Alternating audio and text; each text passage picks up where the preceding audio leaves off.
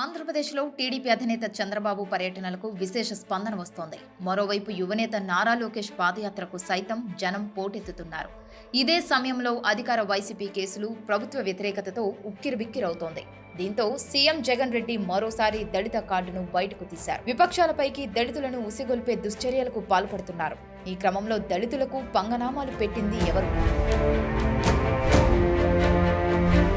అసలైన మేలు చేసింది ఎవరు అనే చర్చ రాష్ట్ర వ్యాప్తంగా జరుగుతోంది. గతంలో చంద్రబాబు అమలు చేసిన పథకాలను, ప్రస్తుతం జగన్ రెడ్డి పెడుతున్న కోతలను బేరీజు వేసుకుంటున్నారు.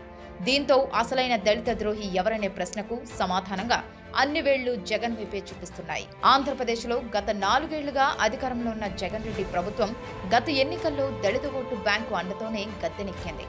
మొత్తం 29 అసెంబ్లీ రిజర్వ్డ్ స్థానాలు ఉండగా జగన్ రెడ్డి మాయ మాటలను నమ్మిన దళితులు మెజార్టీ స్థానాల్లో వైసీపీని గెలిపించారు.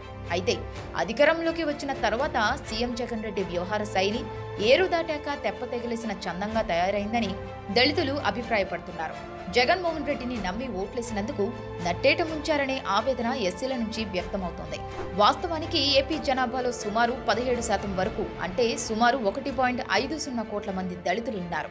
అయితే సామాజికంగా, ఆర్థికంగా వెనుకబాటుకు గురైన దళితుల కోసం గత 4 ఏళ్లుగా జగన్ రెడ్డి సర్కార్ నయా పైసా ఖర్చు పెట్టలేదు. పైగా టీడీపీ హయాం నుంచి అమలవుతున్న పథకాలన్నిటికీ కోతలు పెట్టిన జగన్ రెడ్డి దళితులు ఉసురు పోసుకుంటున్నారు. ఈ నేపథ్యంలోనే చంద్రబాబు హయాంలో అమలైన పథకాలను, జగన్ రెడ్డి పెట్టిన కోతలను జనం పోల్చి చూసుకుంటున్నారు.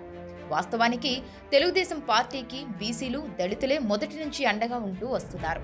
దీంతో అన్న ఎన్టీఆర్ హయాం నుంచి చంద్రబాబు వరకు బడుగు బలహీన వర్గాల అభ్యున్నతికి తొలి ప్రాధాన్యమిచ్చిన విషయం తెలిసిందే. వీటిలో ముఖ్యంగా ఎస్సీ సబ్ ప్లాన్ ప్రకారం పెద్ద మొత్తంలో నిధుల కేటాయింపు, అభివృద్ధి కార్యక్రమాల అమలు జరిగేది. దళిత వాడల్లో విద్య, వైద్యం, ఆరోగ్యం, మౌలిక సదుపాయాల కల్పనకు చంద్రబాబు పెద్దపీట వేశారు. ఎస్సీ సబ్ ప్లాన్ నిధులతో వేలాది కిలోమీటర్ల సిమెంట్ రోడ్లను దళిత వాడల్లో వేయించారు. కమ్యూనిటీ హాల్స్, తాగునీటి పైపులు, బోర్లకు ప్రాధాన్యమిచ్చారు. ఇలా 100% ఎస్సీ సబ్ ప్లాన్ నిధులను దళిత వాడల అభ్యున్నతికి ఖర్చు పెట్టిన ఘనత చంద్రబాబు నాయుడికే దక్కుతుంది. కానీ ప్రస్తుతం CM Jagan Reddy SC sub plan నిధులను సైతం దారి మళ్లిస్తున్నారు.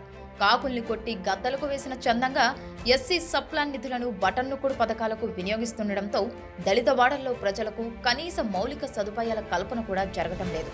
ఇక ఎస్సీ సబ్ ప్లాన్ నిధుల సద్వినియోగంతో పాటు చంద్రబాబు పాలనలో ఎస్సీల అభ్యున్నతి కోసం ఏకంగా 27 సంక్షేమ పథకాలను అమలు చేశారు. ఇది జాతీయ స్థాయిలోనే ఓ రికార్డుగా చెబుతారు. దళిత చిన్నారులకు మెరుగైన విద్య కోసం ప్రత్యేక రెసిడెన్షియల్ స్కూళ్లను, గురుకుల పాఠశాలలను చంద్రబాబు ఏర్పాటు చేశారు. అదేవిధంగా బెస్ట్ అవైలబుల్ స్కూళ్లను తెరిచి దళిత విద్యార్థులకు అత్యున్నత ప్రమాణాలతో విద్యాబోధన జరిగేలా చూశారు. కానీ జగన్ రెడ్డి వచ్చాక వీటన్నిటినీ మూయించిన సంగతి తెలిసిందే. బెస్ట్ అవైలబుల్ స్కూళ్లను భారంగా భావించిన జగన్ సర్కార్ దళిత విద్యార్థులకు నాణ్యమైన విద్యను దూరం చేసింది. అలాగే చంద్రబాబు హయాంలో అంబేద్కర్ విదేశీ విద్య పథకం విజయవంతంగా అమలైంది. ఉన్నత విద్యా అవకాశాల కోసం విదేశాలకు వెళ్లి దళిత విద్యార్థులకు ఈ పథకం ఓ సంజీవనిలా ఉపయోగపడింది. అయితే అధికారంలోకి వచ్చాక అంబేద్కర్ విదేశీ విద్యా పథకానికి సైతం జగన్ రెడ్డి మంగళం పాడేశారు. దళిత విద్యార్థులు విదేశాలకు వెళ్లి ఉన్నత విద్యను అభ్యసించకుండా జగన్ రెడ్డి ఆటంకాలు సృష్టించారు. విద్యావంతులైన దళిత నిరుద్యోగ యువతకే కాదు, స్వయం ఉపాధి కోసం చూసే పేద దళితులందరికీ ఎస్సీ కార్పొరేషన్ ద్వారా 100 కోట్ల రూపాయల రుణాలను చంద్రబాబు ప్రభుత్వం అందించింది. ప్రస్తుతం ఎస్సీ కార్పొరేషన్ ఏమైందో, స్వయం ఉపాధి రుణాల సంగతి ఎటుపోయిందో జగన్ రెడ్డికే తెలియాలి. ఎస్సీ కార్పొరేషన్ పూర్తిగా నిర్వీర్యం చేసిన జగన్ రెడ్డి దళిత యువతను నడి రోడ్డుపై నిలబెట్టారు. ఉద్యోగాలు, ఉపాధి లేక దళిత యువత అలమటించేలా చేసిన ఘనుడు జగన్ రెడ్డి అని ఇప్పుడు దళితులు తలలు పట్టుకుంటున్నారు. కేవలం ఎస్సీ కార్పొరేషన్ రుణాలనే కాదు, చంద్రబాబు హయాంలో దళిత యువతకు ఇన్నోవా కార్లు ఇచ్చి వారి స్వయం ఉపాధికి బాటలు వేశారు.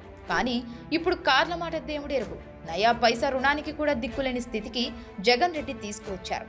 మొత్తం ఎస్సీ సబ్ ప్లాన్ నిధులను, ఎస్సీ కార్పొరేషన్ నిధులను ప్రభుత్వ ఖజానాకు మళ్లించేస్తున్నారు.